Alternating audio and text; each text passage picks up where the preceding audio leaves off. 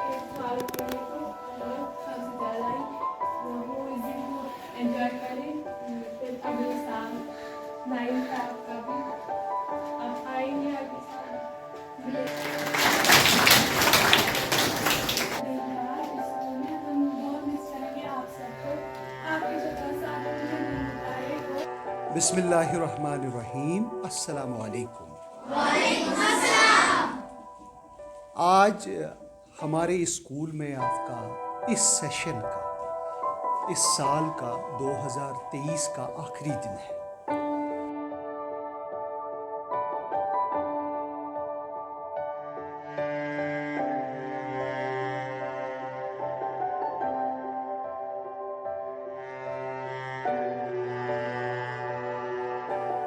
अस्सलामुअलैकुम। मैं हज़रत इकबाल आपसे मुखातिब हूँ। आज हम एक अहम चीज़ पर बात करने वाले हैं। ये हमेशा हमारे स्कूल ऑफिस टेबल पे होता है या हम इसे लॉकर में लॉकर की जीनत बनाते हैं। ये एक अहम चीज़ तो है, लेकिन हमें कम फुर्सत मिलती है इस पे गौर व फिक्र करने की। लेकिन आज हम ग्लोब, जिसे हम मॉडल ऑफ अर्थ के नाम से जानते हैं, इस पे बात करेंगे। दरअसल ये होता क्या है, इससे हमें किन कॉन्सेप्ट्स के बारे में जानकारी मिलती है, ये आज हम जानने की कोशिश करेंगे। तो चलिए हम अपने क्लासरूम में चलते हैं। Welcome back. When we talk about the definition of globe, we can simply say globe is actually a model of earth. और अगर हम उर्दू में कहें तो कहेंगे ग्लोब हमारी ज़मीन, हमारे सियारे जिस पर हम रहते हैं, इसी का एक नमूना है।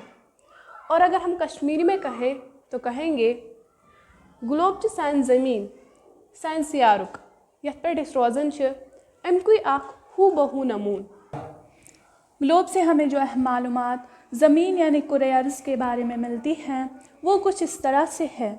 सबसे पहले हमें पता चलता है कि ये जो हमारी ज़मीन है, हमारा सयारा है, इस पर कितने हिस्से पर पानी मौजूद है और कितना हिस्सा खुश्क है। ये जो आप ब्लू पोर्शन देख रहे हैं, ये वाटर को रिप्रेजेंट करता है, और ये जो आप ब्राउन, ग्रीन और डिफरेंट कलर्स देख रहे हैं, ये लैंड यानी खुश्की को रिप्रेजेंट करते हैं। एक अंदाजे के मुताबिक हमारी ज़मीन पर 71% पानी और 29% खुश्की मौजूद है। दूसरा ये कि ये जो हमारी ज़मीन है, इस पर कितने कॉन्टिनेंट्स हैं और कौन सा मुल्क किस बार आज़म में वाक़ा है। जाहिर सी बात है, हमारी ज़मीन पर 7 कॉन्टिनेंट्स हैं, जैसे Asia, Africa, Europe, north America, south America, Australia and Antarctica. और जो हमारी कंट्री हैं वो एशिया में फ़ाल होती हैं। तीसरी अहम बात जिसका इल्म हमें ग्लोब से मिलता है वो है मुख्तलिफ ममालिक का आबो हवा, जिसे हम क्लाइमेट भी कहते हैं। ग्लोब ही से हमें मालूम होता है कि कौन से ममालिक ट्रॉपिकल जोन में आते हैं, यानी ऐसे ममालिक जहाँ ज़्यादा गर्मी होती है, और कौन से ममालिक टेम्परेट जोन में आते हैं, यानी ऐसे ममालिक जहाँ ना ज़्यादा गर्मी हो और ना ज़्यादा सर्दी, और कौन से ममालिक फ्रिजिड जोन में आते हैं, यानी सर्द तरीन ममालिक। चौथी अहम इंफॉर्मेशन जो हमें ग्लोब से मिलती है वो है टाइम जोन्स के बारे में। ग्लोब ही से हमें मालूम होता है कि किस मुल्क में टाइम जोन्स के मुताबिक क्या वक्त होता है।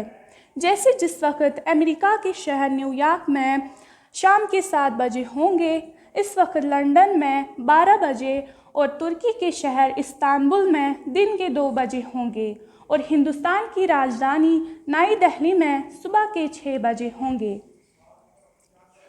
तो इस तरह से ग्लोब से हमें अर्थ के बारे में जो इन्फॉर्मेशन मिलती हैं वो है कि हमारी ज़मीन यानी अर्थ पर कितने हिस्से पर खुश्की मौजूद है और कितने हिस्से पर पानी मौजूद है। दूसरी ये कि हमारी जो ज़मीन है, अर्थ है, इस पर कितने कॉन्टिनेंट्स हैं, यानी कितने लैंड मासेस हैं। तीसरी अहम बात जो हमें इस ग्लोब से मालूम होती है वो है टाइम जोन्स के बारे में। आपने अक्सर ग्लोब पर कुछ लकीरें देखी होंगी। उन लकीरों को हम 2 हिस्सों में तकसीम करते हैं। कुछ लकीरों को हम लैटिट्यूड्स कहते हैं और कुछ लकीरों को लॉन्गिट्यूड्स। आज मैं आपको लैटिट्यूड्स के बारे में बताना चाहूँगी। तो चलिए अब हम बात करेंगे लैटिट्यूड्स की। लैटिट्यूड्स दरअसल ख्याली लकीरें हैं जो ईस्ट से लेकर वेस्ट की ओर जाती है। इन्हें हम हॉरिजॉन्टल लाइंस भी कहते हैं।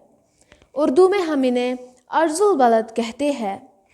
ये खिता इस्तिवा यानी इक्वेटर के पैरेलल चलती है और इनके बीच का फासला 111 किलोमीटर का होता है और इनकी तादाद 180 होती है।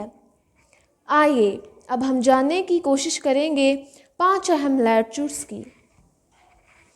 सबसे पहले हम बात करेंगे इक्वेटर की। इक्वेटर दरअसल एक 0 डिग्री लैटिट्यूड है जो ग्लोब के मरकज़ में यानी बीच में से गुज़रता है और ये दायरा यानी खिता इस्तिवा ग्लोब को 2 हिस्सों में तकसीम करता है। ऊपर वाले हिस्से को हम नॉर्दर्न हेमिस्फीयर जिसे हम उर्दू में कुतुब शुमाली कहते हैं और नीचे वाले हिस्से को हम सौदर्न हेमिस्फीयर जिसे हम उर्दू में कुतुब जनूबी कहते हैं। इसके बाद दूसरा लैटिट्यूड ट्रॉपिक ऑफ कैंसर होता है जो नॉर्दर्न हेमिस्फीयर में 23.5 डिग्री पर गुज़रता है और इस लैटिट्यूड को हम उर्दू में खित्ते सरतान कहते हैं। इसी तरह से सौदर्न हेमिस्फीयर में भी 23.5 डिग्री पर एक और लैटिट्यूड गुज़रता है और इस लैटिट्यूड को हम ट्रॉपिक ऑफ कैप्रिकॉर्न कहते हैं। उर्दू में हम इसे खित्ते जद्दी कहते हैं। इन 2 लैटिट्यूड्स के दरमियान का जो इलाका है उसे हम ट्रॉपिकल जोन कहते हैं, यानी ट्रॉपिक ऑफ कैंसर से लेकर ट्रॉपिक ऑफ कैप्रिकॉर्न तक का जो इलाका है उसे हम ट्रॉपिकल जोन कहते हैं। इन इलाकों में ज़्यादा गर्मी पड़ती है।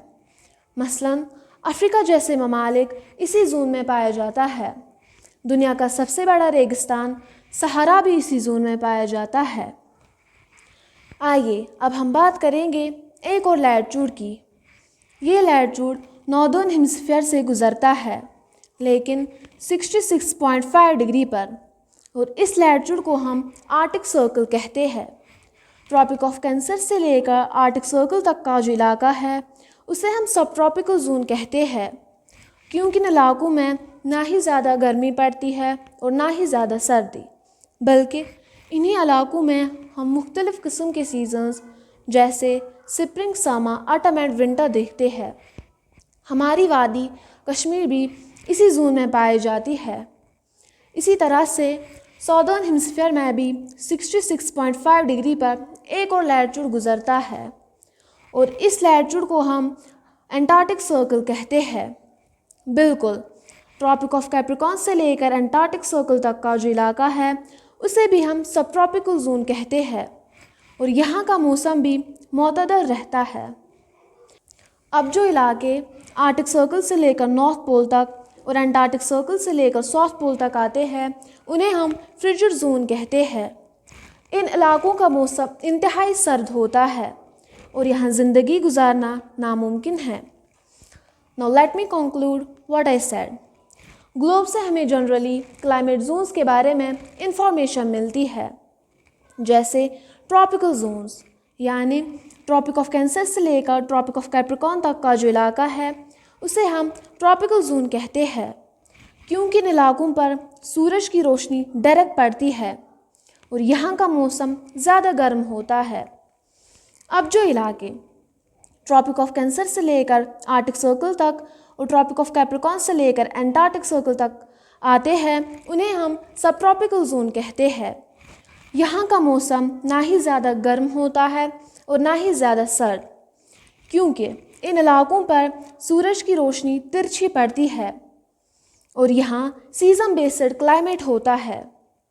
इसी तरह से जो इलाके नॉर्थ पोल और साउथ पोल में आते हैं उन्हें हम फ्रिजिड जोन कहते हैं क्योंकि इन इलाकों पर सूरज की रोशनी बहुत कम पड़ती है और यही वजह है कि इन इलाकों में इंतहाई सर्दी पड़ती है। तो इस तरह से मैंने आपको लैटिट्यूड्स और 5 अहम लैटिट्यूड्स के बारे में बताया। Now Sidrat Iqbal will tell us about longitudes.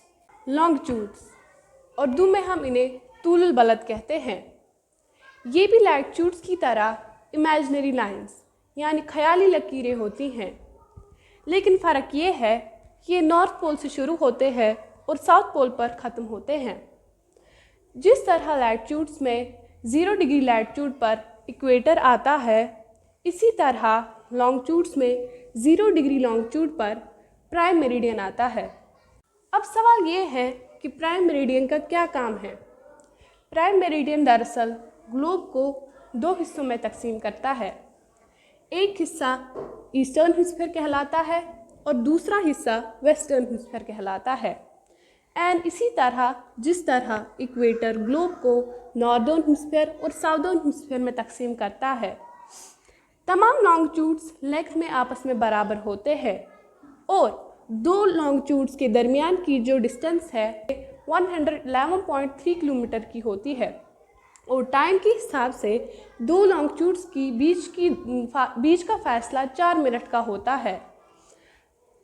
तमाम लॉन्गिट्यूड्स आपस में बराबर होते हैं और प्राइम मेरिडियन के ईस्टर्न हेमिस्फीयर में 180 लॉन्गिट्यूड्स होते हैं और वेस्टर्न हेमिस्फीयर में 180 लॉन्गिट्यूड्स होते हैं। तो कुल मिलाकर ये 360 लॉन्गिट्यूड्स बनते हैं। लॉन्गिट्यूड से दरअसल हमें 2 फ़ायदे मिलते हैं। पहला, ये हमें वक्त का तायीन करने में मदद करते हैं, यानी ये हमें टाइम जोन फ्रेम करने में मदद करते हैं। दूसरा, लॉन्गिट्यूड्स और लैटिट्यूड्स दोनों मिलकर हमें किसी जगह का पता लगाने में मदद करते हैं, यानी कौन सी कंट्री किस कॉन्टिनेंट में वाक़ा है। We tried our best before you to explain few features of globe. Thanks for watching this lesson. Stay safe and healthy.